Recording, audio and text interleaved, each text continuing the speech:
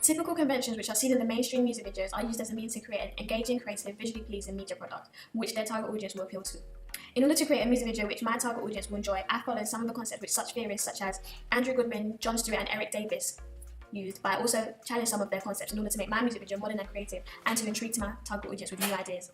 I also challenged their theory to foreshadow the drastic changes within media. Music videos are no longer following the simple guidelines as digital technology is becoming much more dynamic, which will attract my target audience as young teenagers are heavily interested in technology as a whole. Through the analysis of conventions of Andrew Goodwin's theory, I could explore different purposes of music videos as they are used generally as an advertisement for the artist and how the star image is conveyed. In order for my music video to be successful and engaging, I used a number of different conventions set out by Andrew Goodwin. However, I wanted to make my music video much more interesting, hence the reason why I challenged some of his conventions. Andrew Goodwin's theory suggests that there must be a relationship between the lyric and visuals which illustrate, amplify or contradict the lyrics to produce a successful music video. In my music video, the visuals illustrate the lyrics of the songs as I clearly demonstrate the message which the song was trying to portray.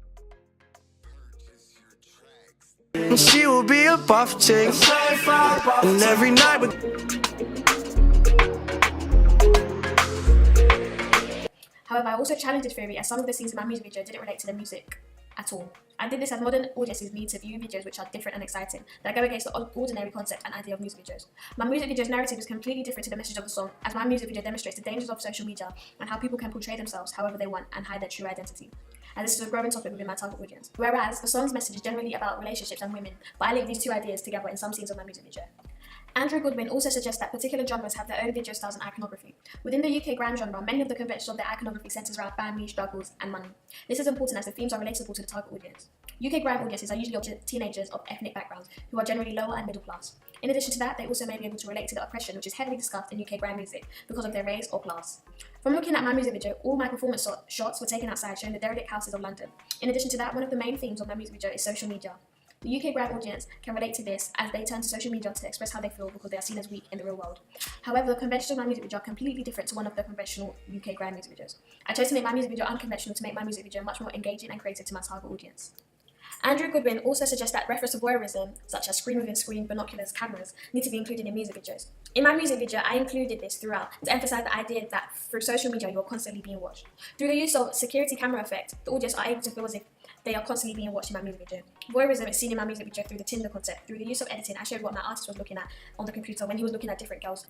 Additionally, looking at Jon Stewart's theory, he suggests that music videos can be used to emphasize an aspirational lifestyle that the artist lives. This is challenged through my music video as the narrative of my music video is very unfortunate for my artist. However, Stewart also suggests that visual reference in music video come from a range of sources, although the three most frequent are perhaps cinema, fashion and art photography.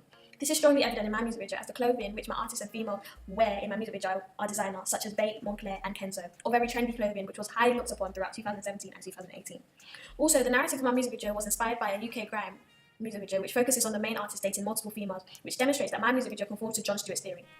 Jon Stewart and Andrew Goodwin both suggest that music videos have the aesthetics of a TV commercial, with lots of close-ups and lighting being used to focus on the star's face. This is evident throughout my music video as the use of jump cuts and close-ups allow the audience to know that who my main artist is. In conclusion, my music video challenges the mainstream conventions and ideologies regarding the UK grime genre and the theories of Andrew Goodwin and Jon Stewart.